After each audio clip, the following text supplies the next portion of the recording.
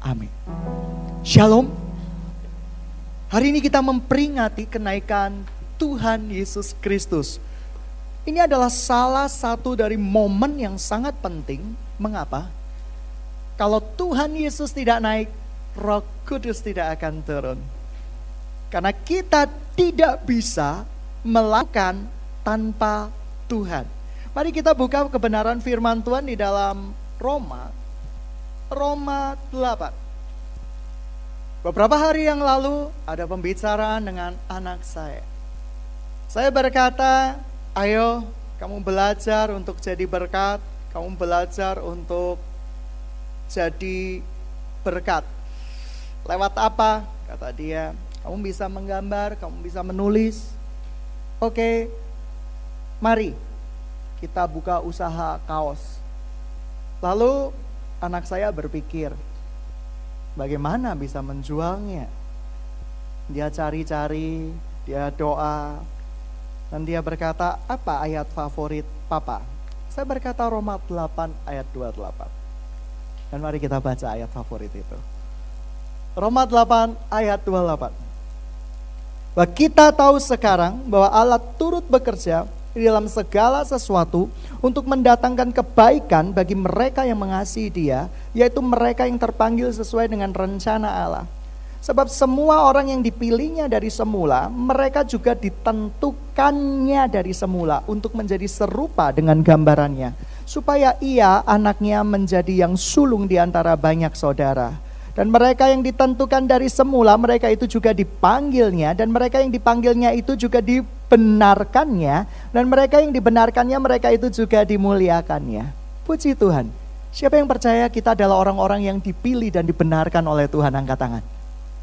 Dan siapa percaya bahwa kita sudah diselamatkan oleh Tuhan Yesus? Angkat tangan.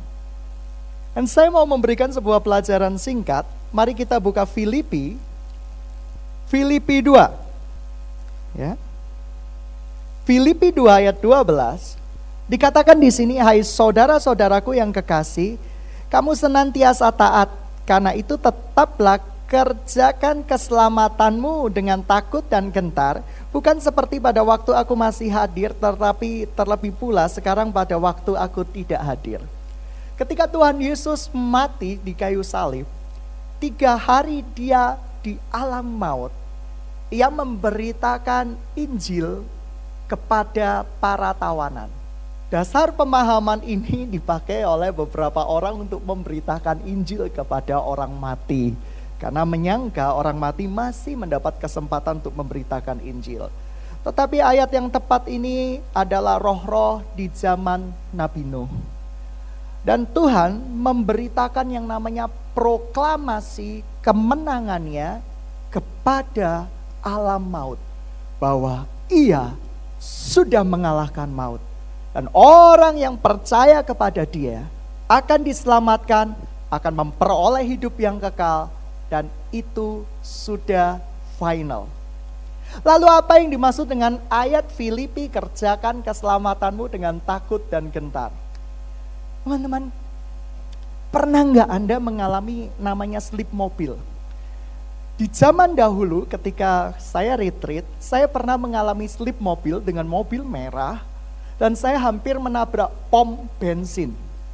Dan itu merupakan sebuah peristiwa yang sangat traumatik di dalam hidup saya. Bukan sudah menabrak memang. Dan mobil saya pesok, dan di situ ada orang yang jual bensin eceran. Di dalam pikiran saya, kalau sampai bensin itu jatuh dan mengenai kap mobil saya yang panas, saya sudah mati dan terbakar. Dan puji Tuhan, saya diberikan anugerah oleh Tuhan, tetap hidup, tetap selamat, dan tetap bisa melayani Anda semua.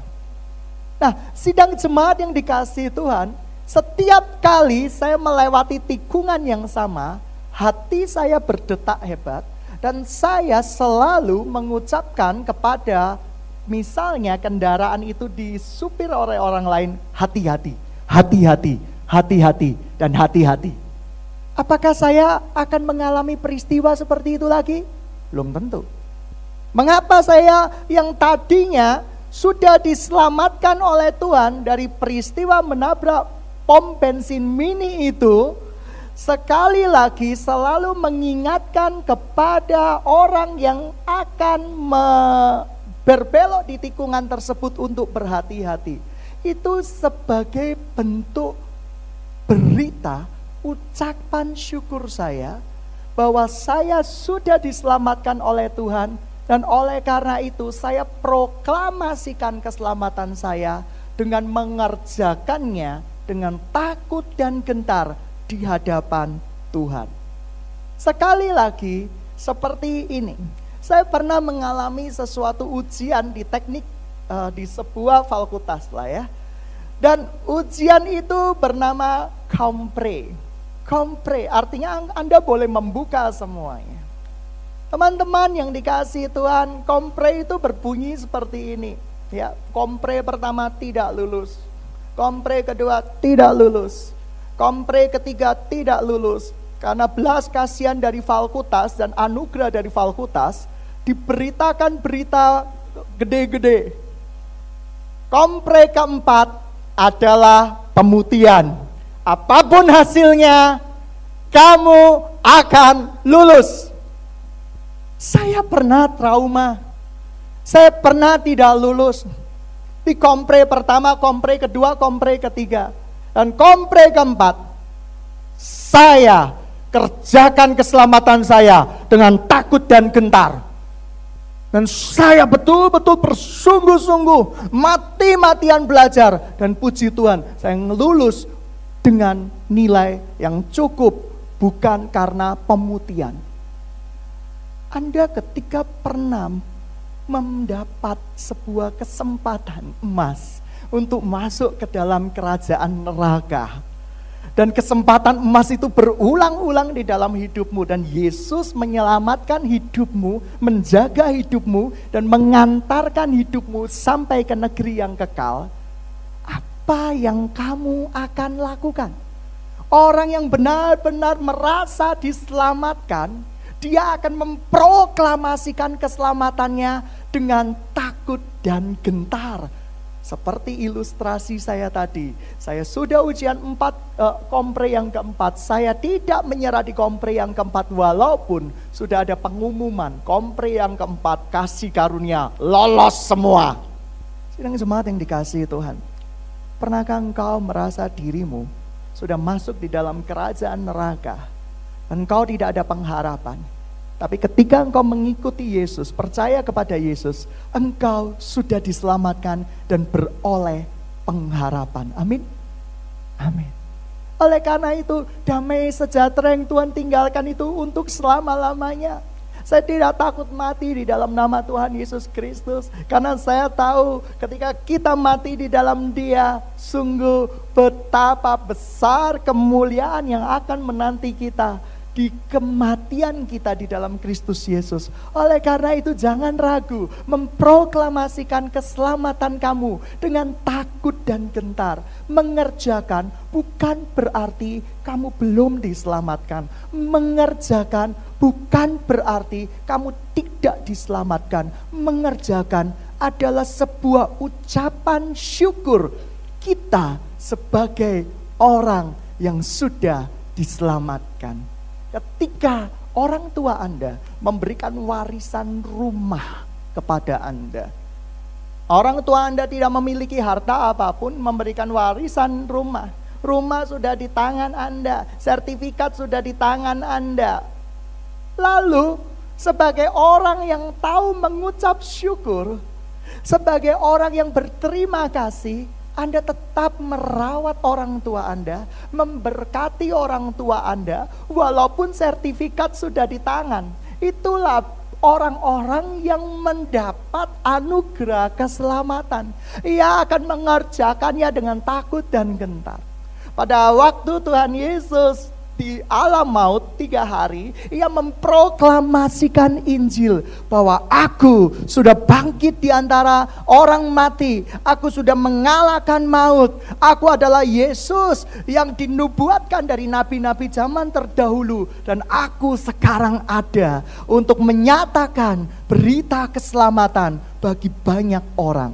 Sidang jemaat yang dikasihi Tuhan, sekarang berita-berita proklamasi kemenangan namanya victory win, ya, mungkin dari organisasi keagamaan atau organisasi anak-anak Tuhan.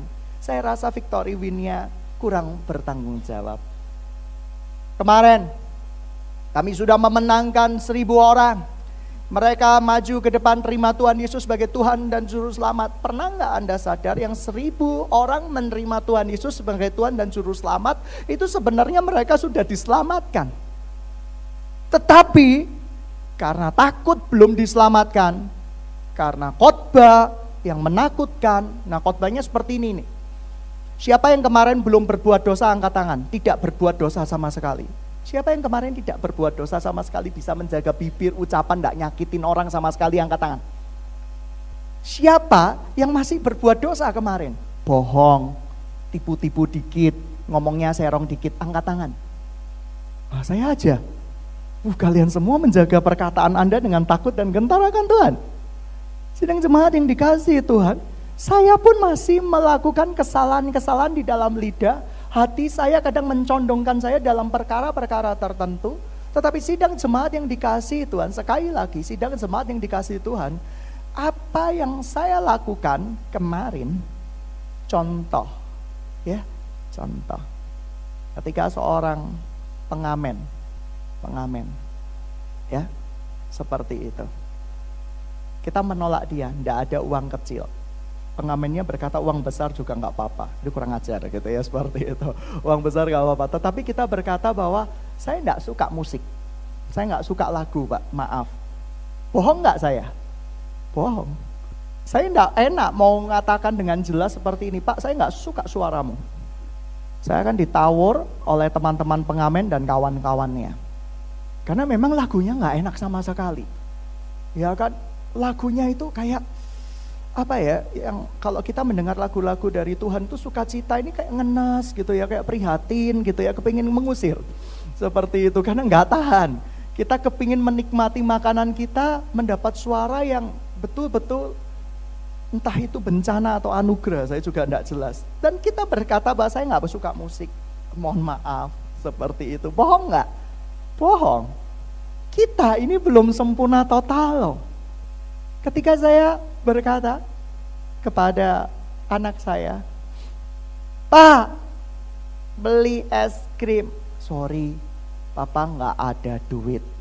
Ada duit, walaupun cukup. Tapi kita sering kali berkata, sorry, aku tidak ada duit. Bohong nggak? Bohong. Lah kalau khotbahnya model kayak gitu, siapa yang kemarin bohong? Angkat tangan. Orang bohong pasti masuk neraka. Takut semua. Dan oleh karena itu yang masuk neraka hari ini, Yesus menyediakan keselamatan buat engkau. Maju ke depan semua. Ya ampun, gokil banget khotbah yang kayak gini. Dan mari gitu kita klaim sebagai berita kemenangan. Hebat banget. Sidang jemaat yang dikasihi Tuhan, engkau dan saya sudah diselamatkan. Oleh karena itu, betapa tersiksanya kita ketika kita mengikut Yesus dan belum diselamatkan. Kita masih ada potensi tidak selamat. Dan kita kerjakan keselamatan itu bukan takut dan gentar bahasa aslinya, dengan gemetaran. Kira-kira selamat enggak ya? Kira-kira selamat enggak ya? Lalu keselamatan kita dibanding dengan kepercayaan lain, apa bedanya? Karena di dalam Kristus Yesus ada jaminan. Kasih salam kiri kanan. Di dalam Tuhan Yesus ada jaminan. Jaminan keselamatan, jaminan pemeliharaan bagi orang-orang yang percaya kepadanya. Amin. Amin. Dan tunjuk perut kiri kanan, jaminan pemeliharaan Tuhan. Kita mendapat jaminan pemeliharaan Tuhan. Masa depan anak-anak kita di tangan Tuhan. Masa depan anak-anak kita di dalam perlindungan Tuhan. Saya meramu bahwa anak saya tidak boleh bergantung. Saya hidup dari orang yang sangat-sangat susah, sangat-sangat susah sekali. Kalau Anda tahu mobil saya zaman dulu itu mengenaskan sekali, sepeda motor pun jauh lebih layak daripada mobil saya. Tapi kerinduan saya untuk mengangkut jiwa-jiwa lebih besar daripada rasa malu saya. Awal melayani mobil saya ingat persis, itu tahun 80-an. Ya, walau saya eranya tahun 90-an, mobil sudah berusia 16 tahun. Dan saya ingat waktu mengundang jiwa-jiwa untuk hadir, karena saya malu awalnya, saya parkirnya itu di parkiran Ubaya, ya parkiran Ubaya. Lalu kira-kira jemput orangnya di Indomaret pojokan Ubaya. Jauh enggak? Bukan jauh lagi, sangat jauh. Awalnya ketika menjemput saya berkata, enggak ada parkir, bohong, malu saya. Sementara mobil teman-teman saya TAF, mobil-mobil yang lain itu adalah sedan, dahulu musim sedan ya. Sedan, Honda dan yang lain-lain. Aduh, saya mobilnya sangat jelek sekali. Tapi sidang jemaat yang dikasihi Tuhan, seiring dengan waktu, Tuhan memberikan saya kemerdekaan. Dan saya berkata kepada teman-teman saya, mohon maaf mobil saya seperti ini, dan mereka dengan senang hati memasukinya, tidak ada AC sama sekali. Dan saya mengerjakan keselamatan yang sudah Tuhan berikan di dalam hidup saya dengan takut dan gentar. Kadang saya ragu, ada banyak orang yang merasa sudah diselamatin, tetapi tidak mengerjakannya dengan takut dan gentar. Apakah kita adalah makhluk yang tidak tahu berterima kasih dan mengucap syukur kepada Tuhan atas pembebasan dari sebuah alam maut yang mengerikan luar biasa? Apakah kita tidak akan memberitakan Injil dan memproklamasikan Injil kepada banyak orang? Karena apa? Karena kita sudah mengalami peristiwa traumatik, pernah masuk di dalam kerajaan neraka, dan kita sanggup dibebaskan oleh Tuhan. Sidang jemaat yang dikasihi Tuhan, mengerjakan keselamatan dengan takut dan gentar bukan berarti kamu tidak selamat atau belum selamat. Tetapi yang jelas, orang yang sudah diselamatkan adalah orang yang memproklamasikan keselamatannya. Dan orang yang melakukan proklamasi keselamatannya itu begitu giat memberitakan kebenaran firman Tuhan. Roh Kudus turun. Kadang kita ini tidak mampu. Kita ini tidak mampu untuk berbuat baik.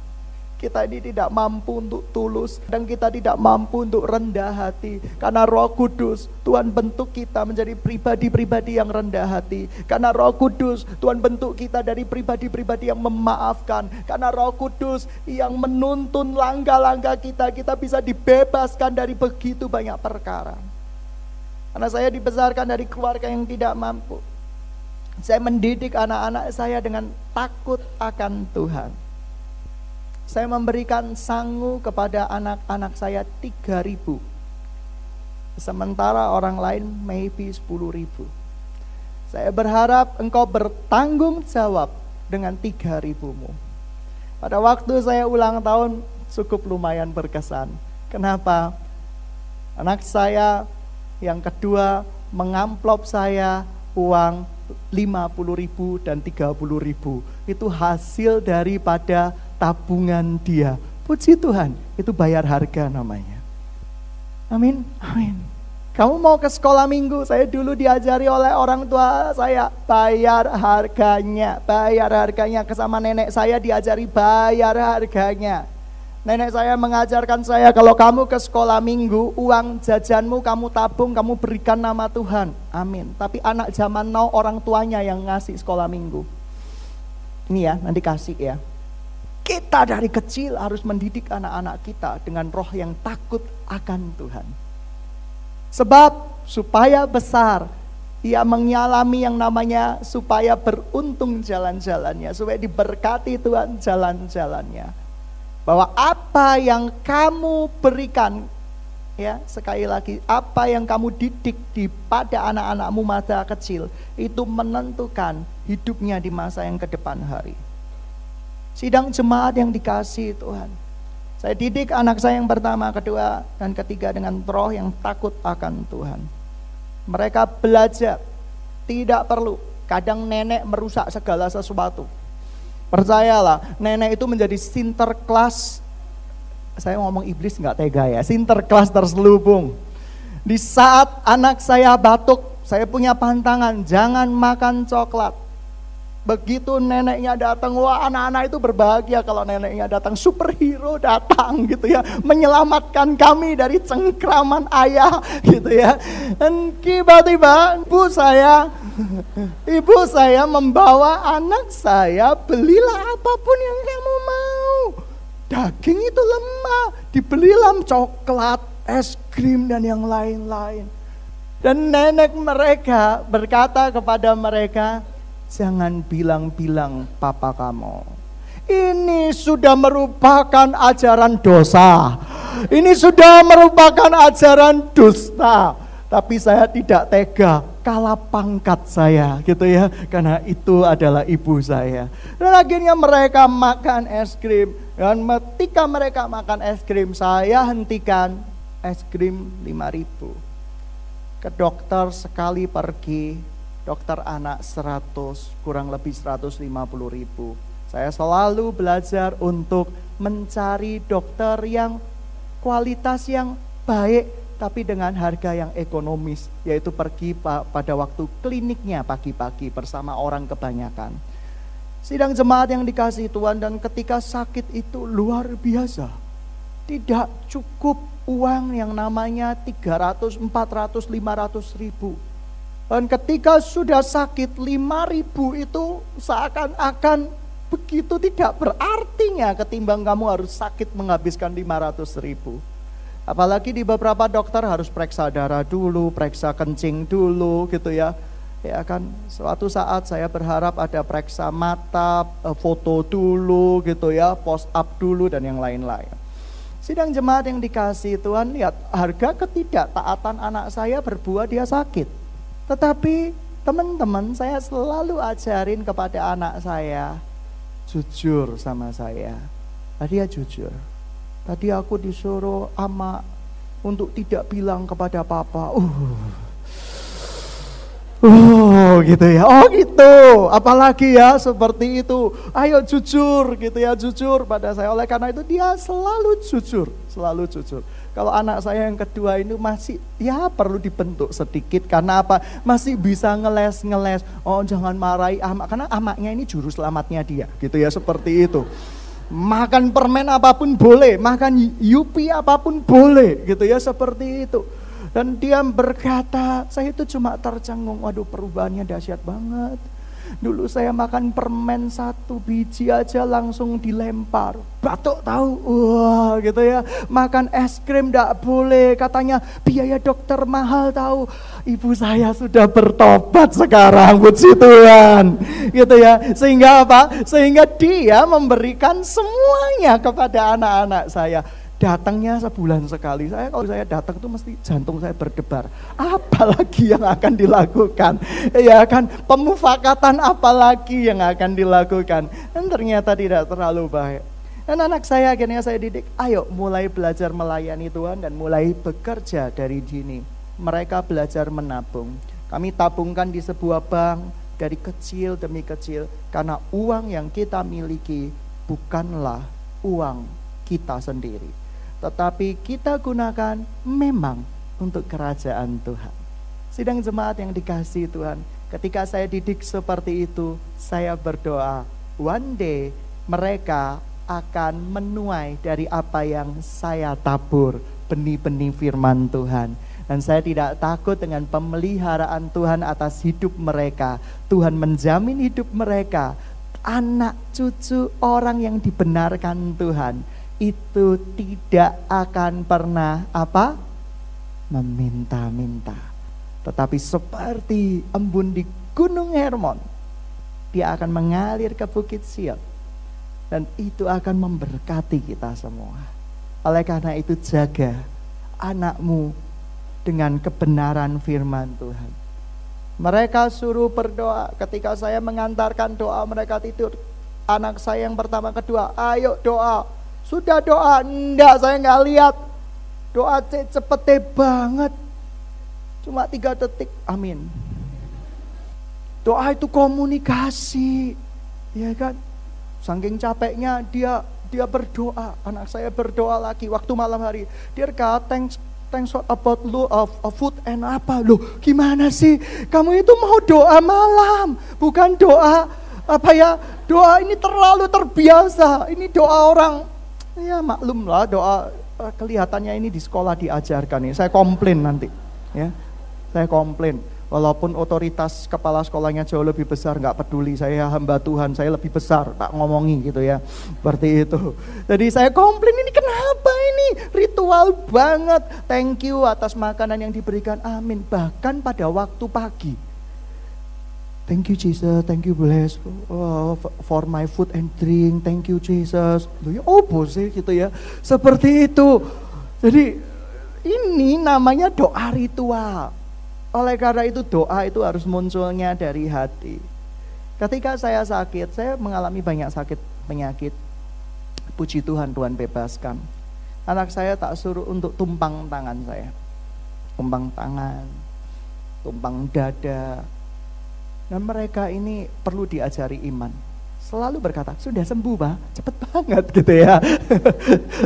Tumpang tangan, sudah sembuh, gimana gitu ya. Dan saya kadang gak mau melukai hati mereka. Puji Tuhan sudah sembuh, hati menangis. Ini belum sembuh gitu ya. Tetapi belajar, ajari mereka iman sejak kecil. Saya lihat begitu banyak pasangan muda di tempat ini yang sudah banyak memiliki anak-anak. Ajari anakmu dengan hal yang sesuai dengan kebenaran firman Tuhan. Supaya apa? Supaya masa depannya penuh kemenangan. Supaya apa? Supaya masa depannya penuh kesaksian. Supaya apa? Supaya masa depannya dapat memenangkan begitu banyak jiwa untuk kemuliaan nama Tuhan. Sidang jemaat yang dikasihi Tuhan, manusia dengan binatang itu bedanya apa? Manusia itu jago niru. Manusia itu jago niru. Anak saya ketika bergaul dengan teman-temannya yang bahasa Jawanya canggih, dia pernah mengambil saya dengan kata cak. Cak sini cak. Dan saya bingung sekali. Daddy, what is cak? Ya, bingung. Ketika anak saya bergaul dengan ibu saya yang dari Kediri, tidak lama kemudian, Pak Tonyo, apa itu Tonyo? Manusia begitu mudah meniru. Dan saya melihat betapa parahnya manusia di dalam meniru. Saya ingat pada waktu saya masih SMP, itu zamannya kita kacang, kita teplok di tangan kita, melambung ke udara dan mangap. Gitu ya. Kacang itu sebenarnya mudah, manggil satu diambil, tapi kita mempersulit keadaan. Ya, Anat, manusia itu suka mempersulit keadaan. Kasih salam kiri kanan. Manusia itu suka mempersulit keadaan. Kacang itu tinggal diambil, dibuka lah selesai. Tapi saya suka yang sulit-sulit dan itu tantangan. Saya teplok kacangnya dan saya gitu ya, percobaan pertama masuk hidung, percobaan kedua masuk hidung lagi, percobaan ketiga masuk mulut. Dan sejak saat itu saya suka meniru teman-teman saya teplok kacang dan gitu ya, seperti itu. Dan saya meniru kebiasaan mereka gitu ya, kebiasaan orang-orang Tiongkok. Kalau makan kacang pakai sumpit, betapa susahnya, betapa penderitaannya.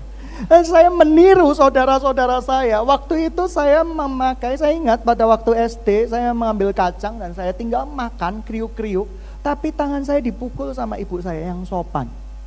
Mereka pakai sumpit dan saya pakai sumpit. Kamu tahu, prosesi mantenan selesai, satu kacang pun tidak saya ambil. Kenapa? Begitu sukarnya mengambilnya, licin, ya kan, tidak berhasil gitu ya. Dan saya begitu, gitu ya, harus berhasil. Kadang hal yang mudah dibuat sulit. Saya bersyukur hidup di Indonesia, amin, amin. Tidak hidup di dunia barat. Ayam pakai garpu, pakai pisau, esek. Saya melihat betapa nikmatnya waktu saya kuliah, ayam kita suwir-suwir dengan tangan kita sendiri gitu ya. Tidak ada rotan akar pun jadi, tidak ada sendok tangan pun jadi. Nah, itu yang terjadi. Dan kita makan dengan penuh lahap, penuh berkat-berkat Tuhan. Itu anugerah, men. Amin. Anugerah. Kita suka niru. Manusia itu bedanya apa? Punya kasus khusus, suka meniru. Suatu saat, bukti manusia pernah meniru. Pernah enggak kucing dan anjing saling bertukar suara? Anjing berkata, miau. Kucing berkata, guguk. Pernah enggak? Enggak pernah. Karena mereka binatang. Manusia itu begitu mudah meniru. Zaman dulu ketika saya masih sekolah, adalah suka gesper atau sabuk yang ada borci, gotri gitu loh, mengkilat. Dan saya pakai, musimnya baju ketat, cowok saya pakai, karena teman-teman saya baju ketat. Walaupun berat saya waktu itu sudah, badan keker ya, saya ikut bela diri sudah sampai puncak dunia persilatan, tapi perut tidak bisa dibohongin. Kamu bayangin badan kekar, perut seperti orang hamil, apa bagusnya? Tetapi kita pakai dengan begitu percaya dirinya kemana-mana. Sambil ada orang melihat kita dan kita bangga. Kamu tidak tahu apa yang mereka pikirkan. Ada laki hamil gitu ya. Jalan-jalan ke mall. Kita nggak ngerti seperti itu. Tapi teman-teman, saya melewati masa demi masa di dalam kehidupan saya. Dan saya merasa, aduh, manusia itu sukanya meniru. Oleh karena itu, kita belajar. Roh Kudus yang dikirimkan Tuhan, yang diutus Bapa itu untuk menolong, mengajar, memperbaiki kesalahan. Saya bukan orang yang sempurna, tetapi satu yang saya minta dari Tuhan, jangan saya menjadi orang yang bebal dan tidak mau diajar dan tidak mau belajar. Saya belajar berterima kasih, saya belajar mengampuni, saya belajar meminta maaf, saya belajar mengucap syukur. Dan bagi saya, sepanjang hidup saya adalah pelajaran dari Roh Kudus untuk saya. Amin. Amin. Suatu kali saya tidak pernah bisa mengutarakan rasa saya menyakiti hati ibu saya. Habis kadang ya keterlaluan, tapi ngomong saya pedes. Ngomong saya nggak enak. Rasanya mau minta maaf itu sulit sekali. Ketemu ibu sama saya itu rasanya ucapannya yang menyakiti saya yang muncul terus. Mau minta maaf, susah setengah mati. Sebulan tidak saya lakukan, 2 bulan tidak saya lakukan, 3 tahun tidak saya lakukan, 5 tahun tidak saya lakukan, baru 4 tahun yang lalu saya lakukan. Mah, sorry, aku pernah salah, yaitu marah sama mama. Dan ketika saya berkata begitu sama ibu saya berharap dipeluk, enggak. Kok bisa sih? Mama gak apa-apa lo, kok bisa? Oh iya ma, pokoknya minta maaf ya, pokoknya minta maaf. Selesai gitu ya. Ekspektasi beda dengan reality, percayalah itu gitu ya. Dan ketika saya melihat reality seperti itu, saya pengen marah, enggak. Roh Kudus mendisiplin saya, mendidik saya. Sidang jemaat yang dikasihi Tuhan, Roh Kudus itu luar biasa. Apa artinya saya tanpa Roh Kudus?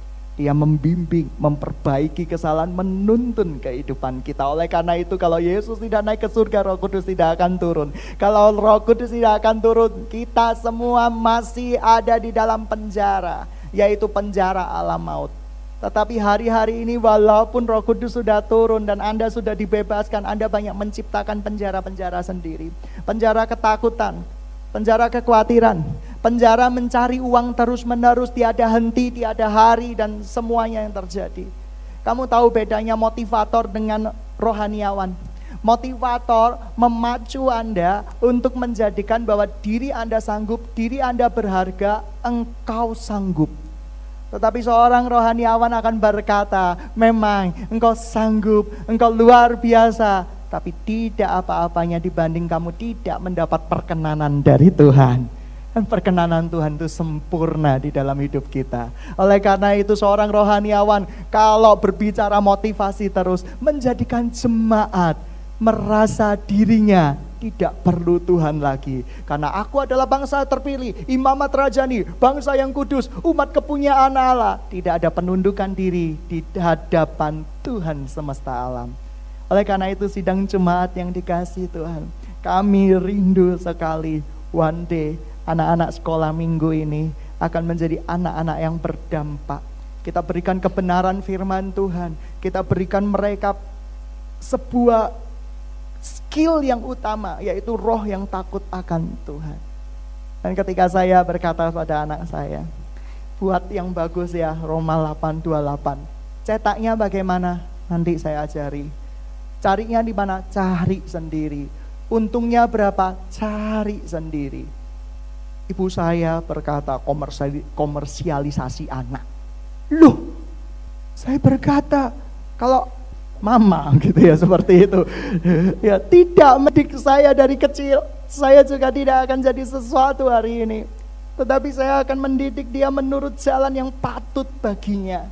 Firman Tuhan mengatakan demikian. Oleh karena itu sidang jemaat yang dikasihi Tuhan, hari-hari ini saya mau beritakan berita kemenangan yang asli buat Anda. Bukan fake news. Fake news itu kayak gini, puji Tuhan, kita diberkati. Kita sudah memasuki sekolah dasar. Ya, kita diizinkan memasuki sekolah dasar di sana. Tuhan bekerja dengan luar biasa. Berikan kemuliaan buat Tuhan. Tepuk tangan. Tapi memasuki sekolah dasarnya dengan tipu-tipu. Dengan apa? Dengan bilang, kami disuruh wali kota. Nipu banget men. Dan Tuhan tidak bertahta di atas tipuan umatnya. Tuhan tidak bertahta di atas kelicikan umatnya. Tuhan bertahta di atas pemberitaan kemenangan yang original dari Alkitab. Paulus memberitakan berita kemenangan. Aku udah masuk ke Korintus. Puji Tuhan, banyak jiwa dimenangkan. Di situ aku memasuki sebuah rumah, dan ketika mereka menolak aku mengebaskan debu di kakiku dan aku akan berjalan keluar. Kalau hari-hari ini tidak ada, ketika kita mengetuk pintu, rumah ditutup buat kita dobrak masuk, kalau perlu kita rampok rumahnya untuk menceritakan nama Tuhan. Oleh karena itu guru-guru palsu sudah jelas, namanya tidak akan tercatat di dalam kehidupan. Upahnya adalah upah seorang pesakitan, bukan upah seorang anak. Jangan pernah jadi guru palsu. Hukumannya double man, hukumannya triple man. Kamu mau tahu kemenangan para rasul ketika Timotius memberitakan berita kemenangan, ketika Paulus memberitakan berita kemenangan, ketika Petrus memberitakan berita kemenangan, mereka berjalan sesuai dengan hikmat dan kasih karunia Roh Kudus. Luar biasa banget. Hari-hari ini gereja ini harus memberitakan berita kemenangan yang besar, memproklamasikan keselamatan yang kita peroleh dengan takut dan gentar. Seperti yang tadi saya ceritakan, saya mau menabrak pom bensin, untuk lewat situ lagi saya sudah enggan, saya merasa takut, dan saya harus mengingatkan Anda berkali-kali bahwa jangan lewati sana, jangan lewati sana. Seperti ujian kompre saya 4 kali, walaupun 4-nya adalah nilainya sudah diberitahukan bahwa akan ada pemutihan, tapi saya tetap kerjakan. Sebagai bentuk saya pernah trauma di alam maut. Saya pernah mengalami kematian, saya pernah menjadi orang-orang yang celaka. Tetapi saya sudah dibebaskan oleh darah Yesus. Oleh karena itu, sebagai buktinya, saya akan mengerjakan, memproklamasikan keselamatan saya dengan takut dan gentar akan Tuhan. Kemarin teman-teman saya heboh. Makobrimob kerusuhan. Makobrimob kerusuhan yang ditanya ke saya Ahok. Loh, ini fans baperan benar-benar gitu ya, betul-betul baperan gitu ya. Iya, saya nggak tahu gitu ya, seperti itu. Lo Ahok kan di sana, lo iya tahu di sana. Terus apa hubungannya sama saya? Ya berdoa dong. Iya berdoa gitu ya. Ini gimana sih, teman-teman?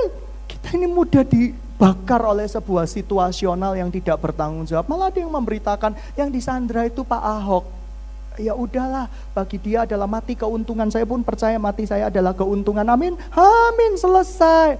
Tapi teman-teman yang dikasihi Tuhan, kita mudah dipanas-panasi oleh situasi. Manusia itu seperti itu. Oleh karena itu minta tuntunan Roh Kudus, memberikan hikmat marifat di dalam kehidupan kita. Gereja ini akan mengalami yang namanya second blessing. Second blessingnya Tuhan itu apa?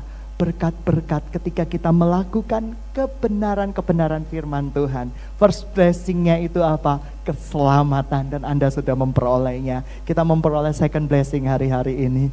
Saya berdoa, Surabaya Barat ada cabang. Dan pasti Tuhan kabulkan di tahun ini. Uangnya dari mana? Dari surga, nggak pakai dari Hong Kong. Allahku kan mencukupi. Ketika Sylvia memberitakan sebuah harga pada saya, hati saya nyanyi. Allahku akan mencukupi kebutuhanku menurut kekayaan hikmat. Kalau Anda bergabung dengan gereja ini, Anda akan stres. Karena keuangannya adalah keuangan percaya saja. Kita nggak punya. Kita beda dengan orang-orang yang konglomerat. Kita asalnya dari orang melarat yang dipulihkan Tuhan, diberkati Tuhan, dan kami siap menjadi kerinduan Tuhan. Sidang jemaat yang dikasihi Tuhan, saya berdoa supaya Surabaya Barat ada cabang. Betapa indahnya ketika kita memberitakan Injil tanpa ada sedikit-sedikit break. Sorry ya, tadi yang kamu ceritakan nanti bisa seperti ini. Break, sorry ya, nanti yang kamu ceritakan bisa seperti ini. Dan break, sorry ya, nanti yang kamu ceritakan bisa seperti ini. Betapa frustasinya kita memberitakan firman Tuhan seperti itu. Teman-teman, firman itu pedang, bermata dua. Ia sanggup merobek engkau dan merobek saya. Amin, amin. Beberapa waktu yang lalu, ada orang berkonseling sama saya. Hari-hari ini banyak perundungan, ya, hati-hati. Saya berkata, dia bersekolah di tempat lain, dan saya tidak, dia tetap di sana, tetapi orang tuanya sering konseling secara intensif. Hati-hati orang tua. Masa kecil anak-anak ini dominan sekali dengan perundungan atau bullying. Jangan pernah kasih reward. Mereka, contoh kayak gini, mereka dapat nilai 90, puji Tuhan, pintar. Nilai 50, goblok. Belajar lagi, mama gak suka dengan anak seperti ini. Sidang jemaat yang dikasihi Tuhan, kalau kita melakukan hal itu kepada anak-anak kita, masa depannya adalah masa depan bargaining, tawar-menawar. Saya tidak pernah marah kepada anak saya yang kedua. Yang ngomel adalah ibu saya. Anak saya berkedua itu dengan sukacita. Pak, tidak remedi. Tidak remedi adalah kebahagiaan terbesar di dalam hidupnya. Kalau anak saya yang pertama, maaf ya Pak ya, dapat 98, glodak, maaf. Ini mau menghina saya Pak. Ya saya sudah emosi gitu ya, karena dulu saya jarang dapat 98, seperti itu. Ketika berkata, kamu gak bisa Take, gak bisa gitu ya. Dan gak bisa ketika berapa nilai ujiannya 100. Loh gak bisa kok dapat 100. Tak pikir gak bisa gitu ya, seperti itu. Tapi anak saya yang kedua itu dengan ceria bahagia gitu ya, seperti itu. Sikap hidup berbahagia gitu ya, seperti itu. Hei coy, kamu besok remedi. Iya Pak, banyak teman-teman nih. Wow, sikap hidup berbahagia. Sikap hidup berbahagia. Saya belajar dari sana. Oh gitu ya, berbahagia. Senang dia, happy gitu ya, seperti itu. Dan saya tidak pernah berkata bodoh kamu, contoh kakak kamu, nggak pernah. Tapi ibu saya setiap kali datang tuh pembandingan. Sekali lagi teologi ya, pembandingan. Dan saya berkata, no, saya menghargaimu bukan karena nilai, tapi kamu mau belajar, that's it. Saya nggak minta kamu nilainya tinggi-tinggi kok, tapi kamu belajar, that's it. Kamu sudah lakukan itu, saya hormati, saya harganya, dan saya peluk dia sekali lagi. Ketika dia remedi, saya peluk dia dalam hati saya. Aduh, gitu ya, aku dulu gak pernah separah ini gitu ya, seperti itu. Tapi saya peluk. Sebagai apa? Sebagai ayah yang memberkati anak-anaknya. Jangan pernah membandingkan anak-anakmu. Jangan pernah membandingkan anak-anak rohanimu. Frankie rupawan, yang kamu rupanya kayak bakwan gitu ya. Waduh, jangan seperti itu. Ya, kamu akan membandingkan anak-anak rohanimu, ya. Teman-teman yang dikasihi Tuhan, sidang jemaat yang dikasihi Tuhan, oleh karena itu Roh Kudus datang ke muka bumi ini untuk satu, memperbaiki kesalahan, untuk menghibur kita, untuk menolong kita. Dia adalah pribadi Tuhan sendiri. Dan Yesus harus naik ke surga supaya Roh Kudus itu turun. Dan karena karya Roh Kudus, kita dibebaskan dari penjara maut. Dan jangan ciptakan penjara-penjara baru. Berapa banyak orang yang berjernih lelah, tidak kunjung melakukan apa-apa. Satu kali Tuhan berkata pada saya, mengapa engkau banyak bekerja? Jikalau engkau sudah tahu tujuanmu adalah kerajaan sorga. Saya berkata, untuk memberkati kerajaan-Mu Tuhan. Tuhan berkata pada saya, kerajaanku tidak perlu diberkati. Bekerjalah menurut ukuran yang sepatutnya. Dan setelah itu, hormati aku, layani aku. Dan saya berdoa kepada Tuhan, pemeliharaan kepada anak-anak Tuhan itu ajaib, itu indah. Sidang jemaat yang dikasihi Tuhan, saya dipelihara oleh Tuhan. Saya berkecukupan, cukup untuk membayar hutang, cukup untuk membayar cicilan rumah, cukup waktu ibu saya memerlukan pertolongan, cukup waktu ayah saya memerlukan pertolongan. Uangnya dari mana? Dari sorga. Yang ku tahu Dia kerjakan menurut firman-Nya bagi kemuliaan-Nya. Saya yakin dengan pemeliharaan Tuhan. Selama kita menjadi orang yang benar, ikuti prinsip-prinsip kebenaran firman Tuhan. Kamu jangan seperti belajar dari apa? Firman Tuhan berkata suruh belajar dari apa? Semut apa gurita? Siapa yang mendapat ayat suruh belajar dari gurita? Semut. Semut itu bekerja. Dia bangun pagi-pagi bekerja. Dan Anda tahu, saya bekerja dari gereja ini sepeser pun saya tidak mendapat gaji. Saya mencukupkan dari usaha pribadi saya. Dan usaha pribadi saya memang bergerak di sektor properti. Ketika properti sedang lesu, ya sudahlah. Saya cuma punya pikiran sederhana kok. Sita ya sitalah. Kenapa? Karena saya sudah lakukan yang terbaik. Sita ya sita. Kenapa? Karena saya percaya Tuhan bertanggung jawab atas kehidupan saya. Dan saya sudah melakukan yang terbaik. Tuhan sih saya, selesai.